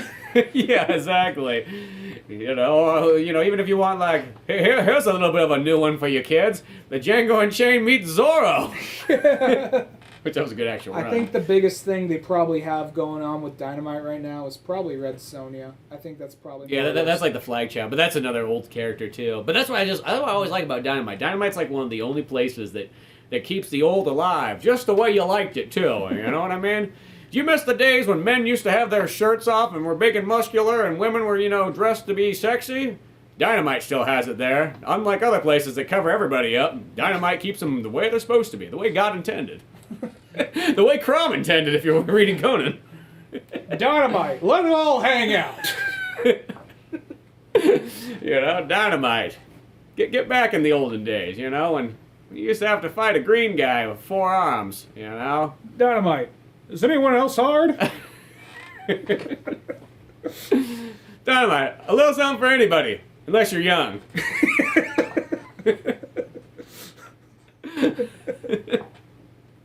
Pretty much, they are kind of like they do. They do keep like the old style like alive, and I feel like they're just sword and sandals kind of adventure-y, like just the old pulp kind of adventure action. It's just like kind of like Conan. I wish there'd be more Conan stuff too. It's like that's another character that like. I think he's Dark Horse now. He's been Dark Horse for a while, I think. Does he got a Dark Horse one there? Well, I mean, he's got comic books. I'm not saying that, but beyond comics. Comics is one of the few things that pretty much you always can do, but like... Actually, I think he was Dark Horse for a while. He had a long-running Dark Horse series, which I've only seen just on shelves. Yeah. And then I think recently he's been acquired by Marvel, so he's part of the he's part of like a version of the Avengers for a minute. No, well, because there's the Marvel comics of like the 70s and stuff. Yeah, and they got him back for something because I remember seeing him like on some weird like team up of the Avengers. I'm like, oh shit! I don't think it was like a special. Well, it's one of the ones Conan probably doesn't have a copyright anymore. Yeah. Because I think the only reason I say it because I remember because I bought like the entire series of the old Conan books for 99 cents, which is always the telltale sign that you don't have a copyright anymore. Yeah. So that's probably what it is. Is probably everybody can make. Nobody probably owns Conan. Yeah, I guess it just feels weird. I know that he was part of Marvel for a minute, but at the same time, it just feels weird because I just think of him as his own world, his own thing. So. Well, that's the thing about Sony is like that's one thing that sounds like always kind of I don't really like about Marvel is Marvel likes to shove everything together. Where it's like I think things are sometimes better when things have their own space sometimes. Well, yeah. There's a time and a place for everything to be shoved together, but not every universe needs to be part of the same thing. I don't think. How likely do you think it is in 20 years DC becomes? It could if it just becomes the ultra monopoly. Yeah, I'm wondering how far off that is, or vice versa.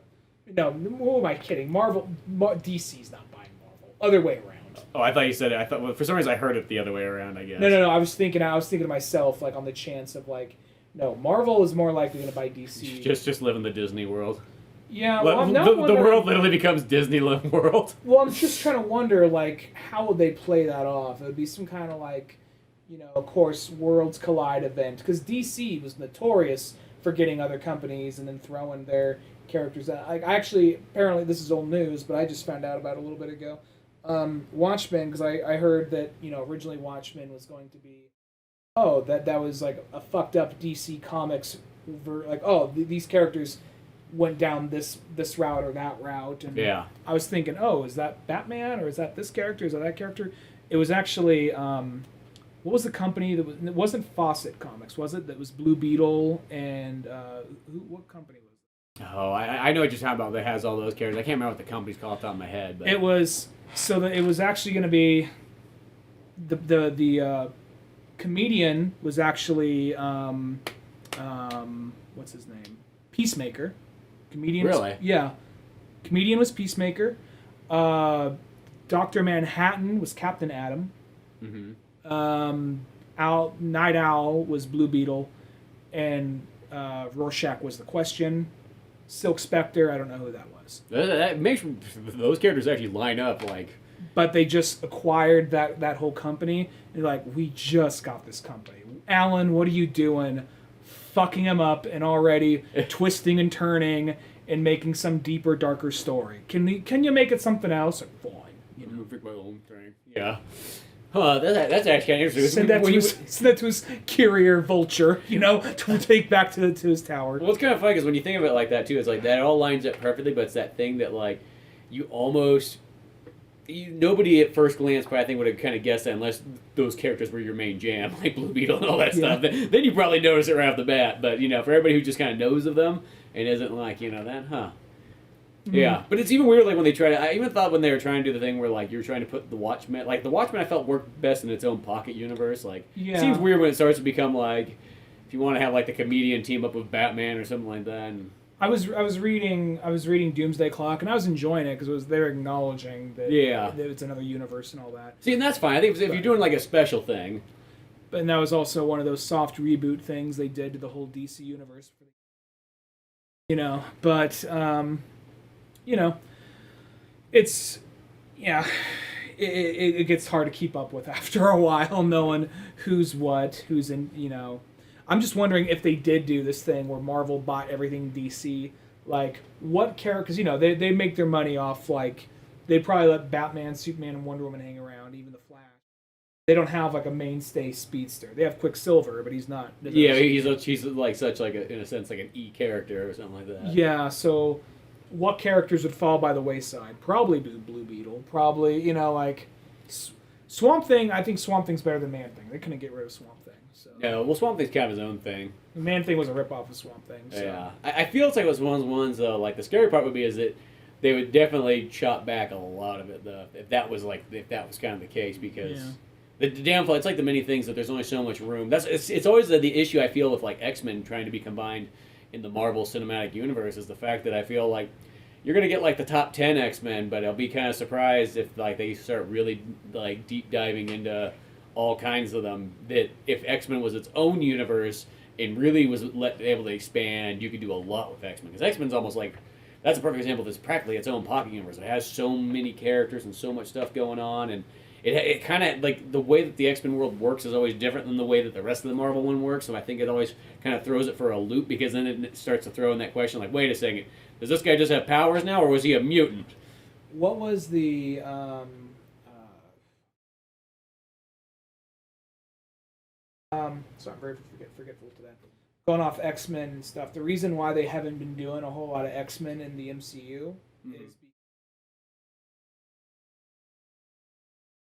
X-Men actors where nobody else can play this character until 2020.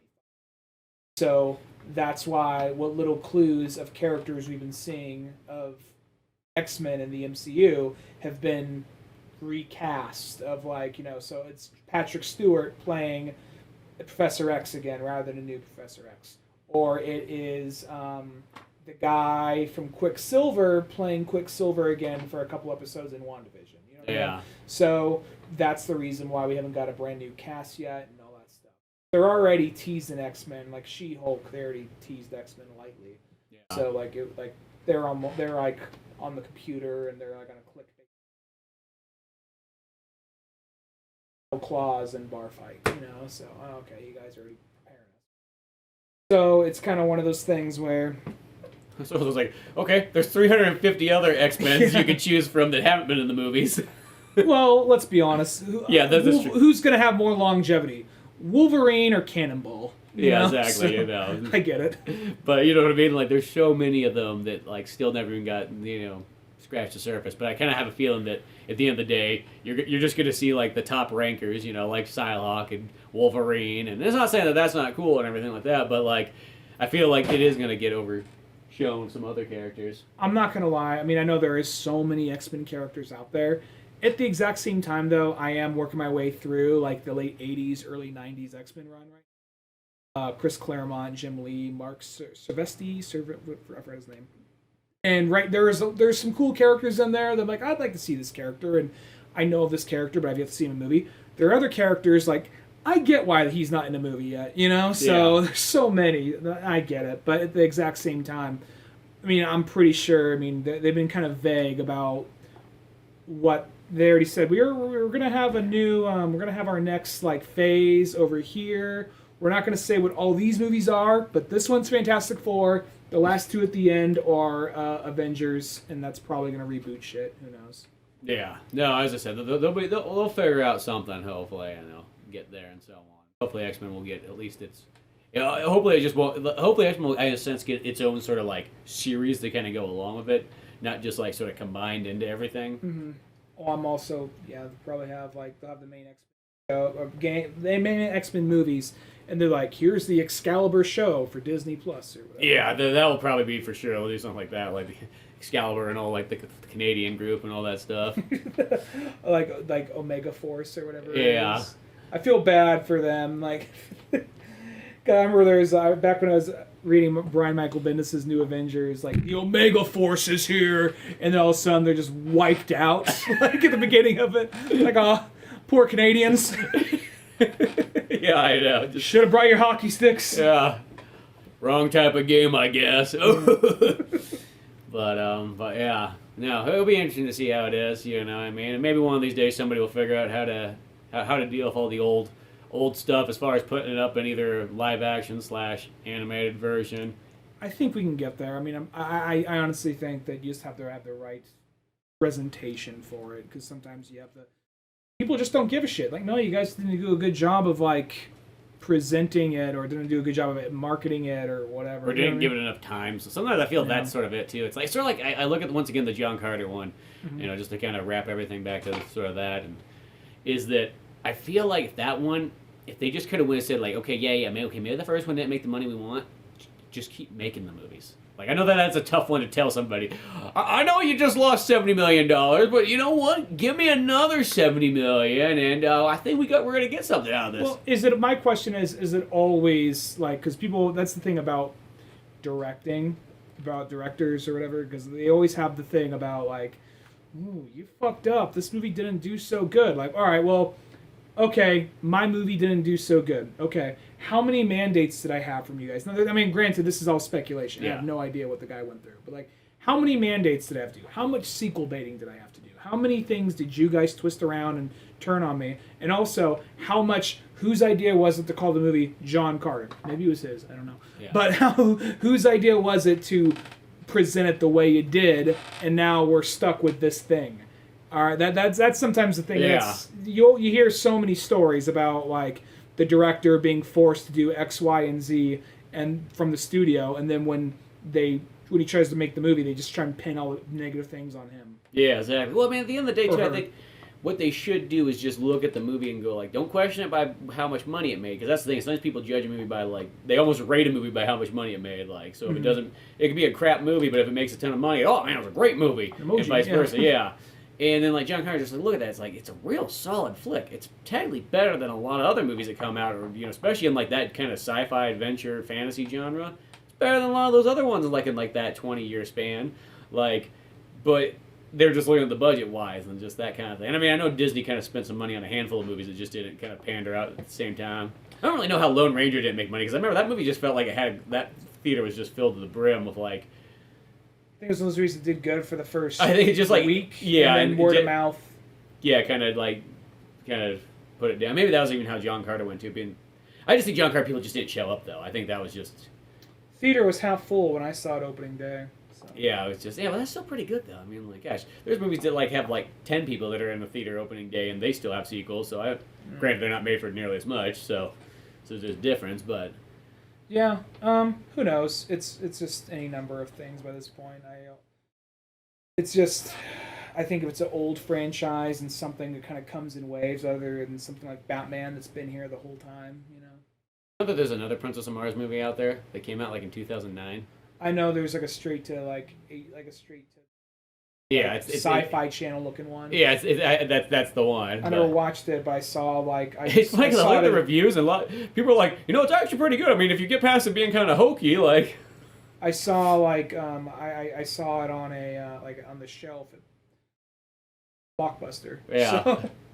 Yeah, it's one of those ones like I was kind of interesting. Like, I'm just kind of interested in what this one is then. You know, I mean, for when you know you don't have really that much choices to find in there, it's like, oh, let's see what this other take was that was actually before the other Disney one. Even though I kind of like some of the stuff, I almost kind of like the aesthetic more than the actual things. I think by now. I don't want to say a modern story or modern sensibilities, nothing like that, but I just think by now, like, storytelling has come a little further, whether all the movies show it or not, you know? So, I don't know. I wouldn't mind them taking back some of this pulpy aesthetic and really just going hard at it and making, like, a really fun, like, adventure. Yeah, well, I mean, that's almost like I think that's another thing I give a lot of credit to that John Carter one is that they keep it like you know, they could have done where like he's in Iraq and he's just gotten back, you know what I mean? They could have modernized it there or something like that. But it's like it's like, oh no, it's a period piece. Yeah, he's still the 1800s. He's still this guy of the Civil War. He's still a Confederate. Like, because that's almost like if that movie would have came out like 5 years from then, he would not have been a Confederate anymore. They would have found a way to make him like a Union man or something like that. Well, I guess there's also that thing of kind of like, let me say, first off, yeah, fuck the Confederacy, but at the same time, I think there's immediately something about like a soldier who lost the war, and feels burnt, and like his where family. does he go now? And then at the same exact time, I mean, I think they add in a line like, he wasn't for slavery, he was for protecting his family. Well, just because you're for the Confederacy, that's such a crap thing. But it's a war thing, not a... Well, yeah, I'm not even trying to make a political... They always have some line like yeah, they always gotta sort of do that. Like in The Patriot, like, we're paid! Like, I'm sure you are. Yeah, I also get medical benefits. Yeah. But it's that kind of thing. Yeah, they always try to do that where it's just like, God forbid the guy actually just like happens to be a good guy and just has this one issue. Mm-hmm. But I feel like that's the thing. I remember because I was like, because when I was watching the movie again, that's the first thing I was thinking about. Like, did they keep him a Confederate in there? I can't remember anything like that. And then they did like, that's the thing is like everybody in that movie is like, they're like, no, we want to do it pretty much spot on, like how those stories kind of go and everything like that. One thing I do like in the book, I know we're kind of like rambling there, is like I love like the way that like John Carter is kind of just like he's up there and like he's almost just talking shit to everybody like the whole time. Like he said back, he's like, God, these fucking green Martians, like ugliest fucking things I've ever seen in my life. Yeah. There's a stupid dog. It's dumber than fuck. It's nice. He's a really nice dog, but he's fucking stupid and ugly. And it's just like, it's like, they don't know how to fucking like raise a dog or like that, or like their language, fucking easy. I learned it in a week. Like, he's just up there. Or like, there's one line I thought was just hilarious where it's just like, he's like right when one of the Martians hits him, he's like, and I did what any good-natured gentleman would do. I rolled up my fist and punched him straight across the jaw. And that's after, like, because I remember reading... Well, I think it's the one where he punches the guy and, like, kills him. Just literally sounds like he punches his fucking head off. Well, it's because, like, what happened, like, because, like, one of them, like, smacked the girl came out in chains or whatever, so then he's like, that's no way to treat a lady, mister, just bam, and then... No, I don't think they found Deja yet, so... That's still, like, before that, because the thing about the book is it makes it up, he's, like, up there for, like, fucking 2 years before he even sees any of the other people. Oh, okay. Like, it's not like... Because, John Carter feels like he's up there for, like... I mean, it's a movie, but... He's up there for like 24 hours, and then now he sees everything. Like this one feels like it, like literally he's been there for a long time. Oh, okay. And things like that, because then he becomes like literally, it's like, once he like takes out a couple of guys, like he's like, now I'm like, it almost has like a No More Heroes thing where it's like you're like now you're the number 11th of like the chain going up, and you have to work your way up like the ladder of like the Martians. Who do you want me to fuck? We don't do that here. Who do you want me to fuck? I'll fuck anything that moves. I'll fuck the dog. I'll fuck the man. I'll fuck any Martian. I'll fuck all those kids in the incubators. I don't give a fuck. Deja's right behind him, like, well, I'm just here. Like, 1 minute, Deja, men are talking. Yeah. But yeah, it's just like these stories are just so much fun. But it is. I feel it is just gonna be one of those ones. It's gonna be the lost in time for any of the golden age folks. Or this could be. I mean, I don't think that movie will, in all honesty. But it could be just one of those weird, like, gets a cult following, like 20 years down the line, like how Black Cauldron. I mean, I'll be honest. I mean, I like the concept of Black Cauldron, but like Black Cauldron now has like this. Dude, that's the most metal Disney movie ever made. I'm like. There's cool parts. It has like the proto like Schmeagol in that movie though. That character, like that voice in it, like the fucking like the Yorkie looking thing. I don't know what the fuck it is. That thing just won't fucking shut up. And then it finally kills him. You're like, thank Christ. Does it die? Yeah, he commits suicide. Really? The little dog thing? Yeah, this funny sidekick thing? Yeah, because that's what makes that movie like considered like the dark Disney movies, because the dog commits suicide. He comes back in the end. So. Oh, that doesn't matter then. Okay, yeah, but he does commit suicide for a moment. He sacrifices himself. He's like, nobody likes me. I'm gonna kill myself. It's like, and then he jumps in there, which is like, God, couldn't Smeagol have done that in the fucking beginning of Lord of the Rings? Like, nobody likes you. Like, fucking for some reason, Frodo thinks he's gonna like change you back. I don't know how. I don't think he's thought that far ahead. Like what? Like if you get the ring away from him for a while, he's just gonna turn back in. Like this is the other thing about Lord. This sounds so weird. I know I'm getting off on another tangent. Okay, you know how like Bilbo gives his ring away for like, it seems like 2 weeks, and he's already like fucking aged like 50 years. You think that the second that Smeagol doesn't get the fucking... You think Smeagol will be fucking dead by the time Lord of the Rings happens? Because wouldn't he just super age in that time that Bilbo stole it from him? They said some bullshit like the ring corrupted. He lived a long time and he gave into the madness, and Bilbo, like, hardly ever put on the ring. It was just more something in his... Just put it on his wiener once in a while. Yeah, I just helicopter in front of the mirror. With it, Invisible. Yeah, just watch the ring spinning until it flies off. And then there's just this really awkward moment of a guy. 3 people in the living room. Like he would just go... little Bilbo beer gut.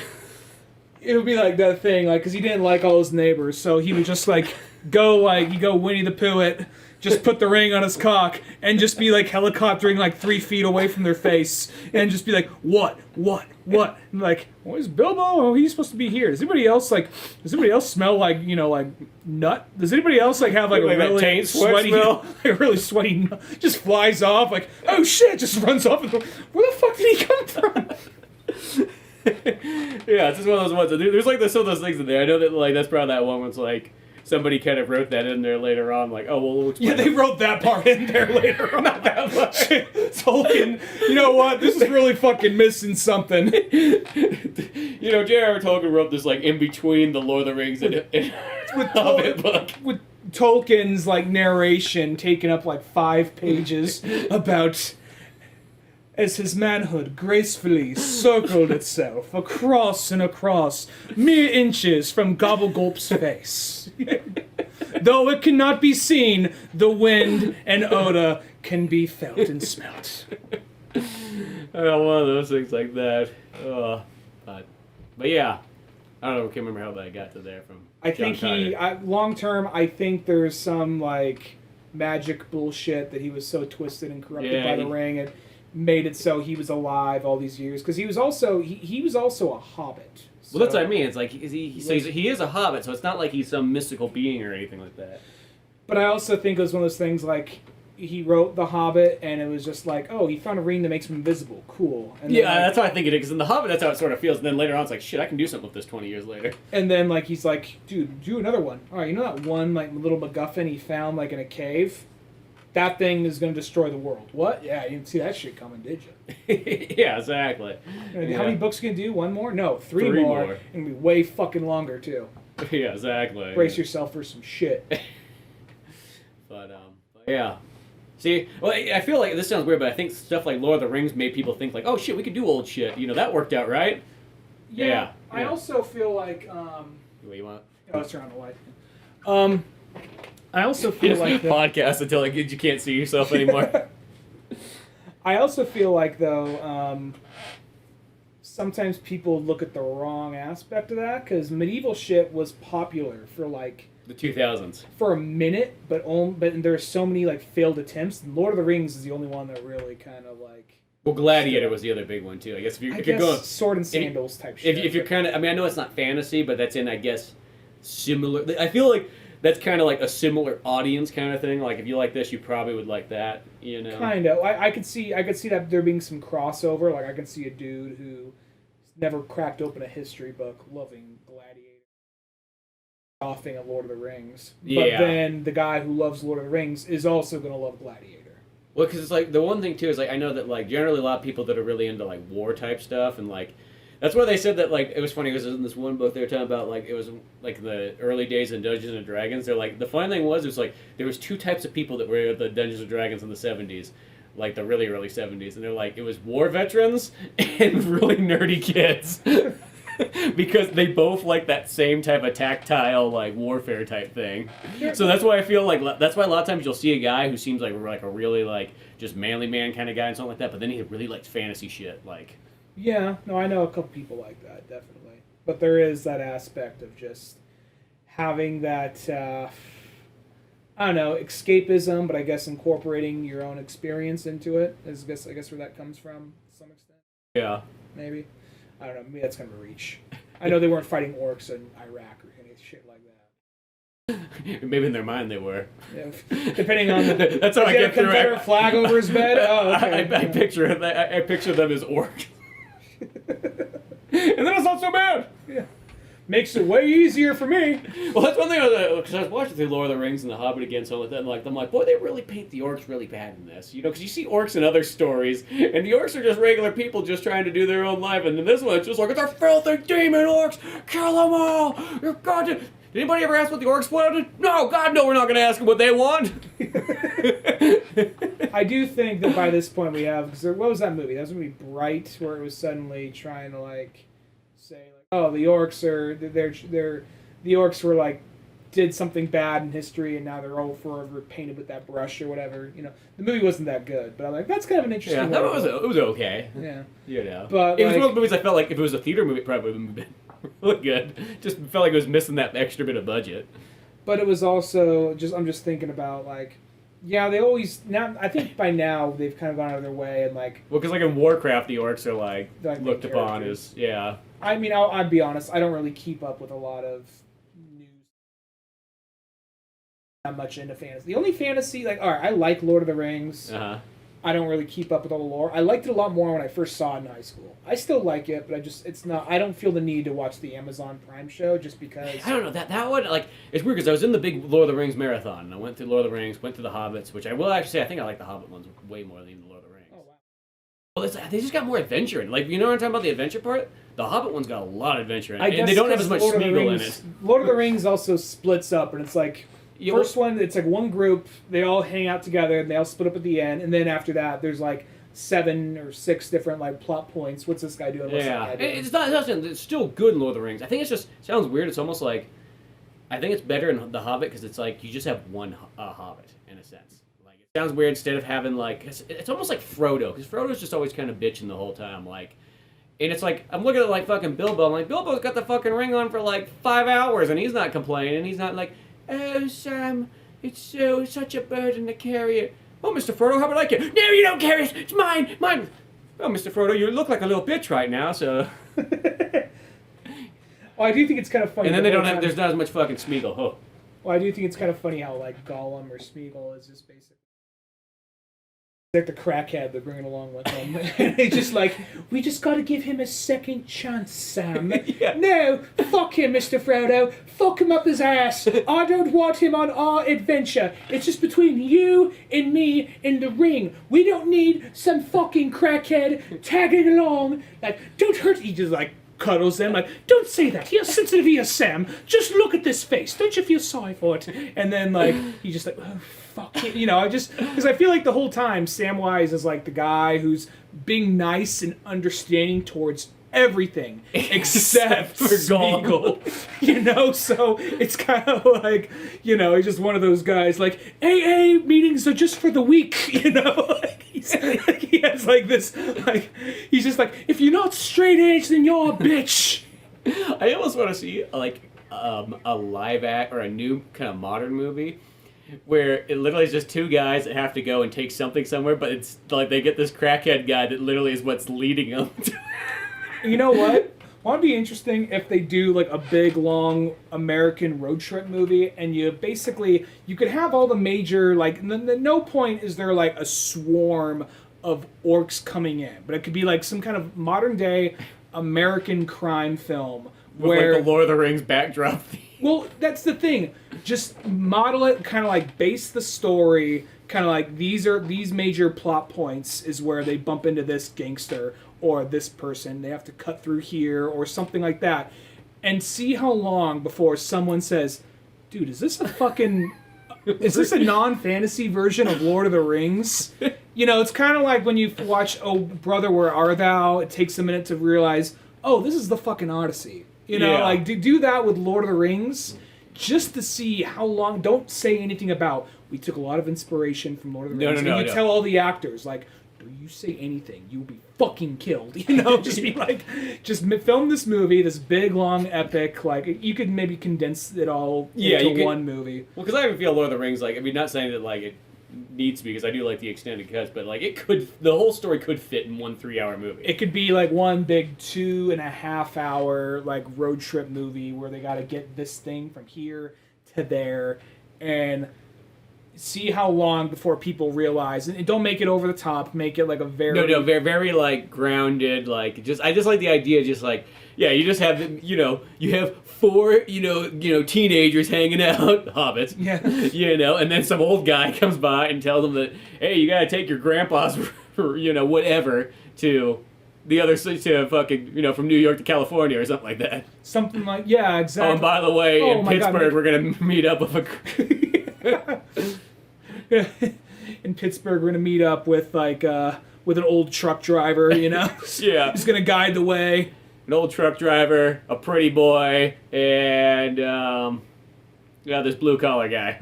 We already had a truck driver. Okay, no, because Gimli would have to be the truck driver. Come on, let's be honest. Yeah.